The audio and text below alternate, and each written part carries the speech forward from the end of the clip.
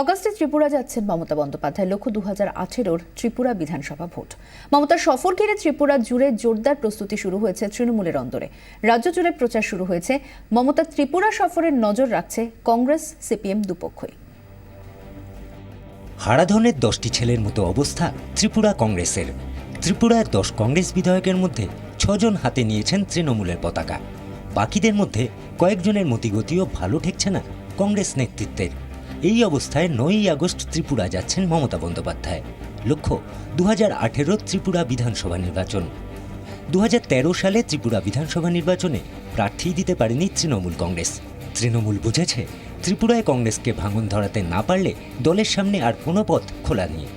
পশ্চিমবঙ্গে কংগ্রেস সিপিএম জোট তৃণমূলের হাতে অস্ত্র তুলে দিয়েছিল। পশ্চিমবঙ্গে ভোটের আগেই ত্রিপুরায় কংগ্রেসের 6 বিধায়কের তৃণমূলে যোগদানের কথা প্রকাশ্যে চলে আসে। তৃণমূল বোঝায় কংগ্রেস নয়, একমাত্র তৃণমূলই পারে ত্রিপুরায় সিপিএমকে হটাতে। মমতায় আস্থা রেখেছেন ত্রিপুরার কংগ্রেস বিধায়ক নেতা নেত্রীরা, আর সেটা বুঝেই ত্রিপুরায় ঝাঁপিয়ে পড়ছে তৃণমূল।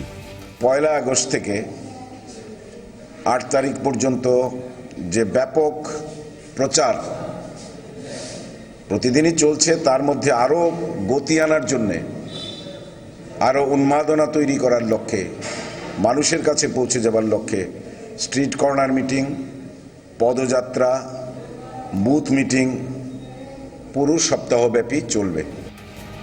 1978 সালে ত্রিপুরায় সরকার গড়ে বামেরা। 10 বছর পর ক্ষমতা ফিরে পায় কংগ্রেস।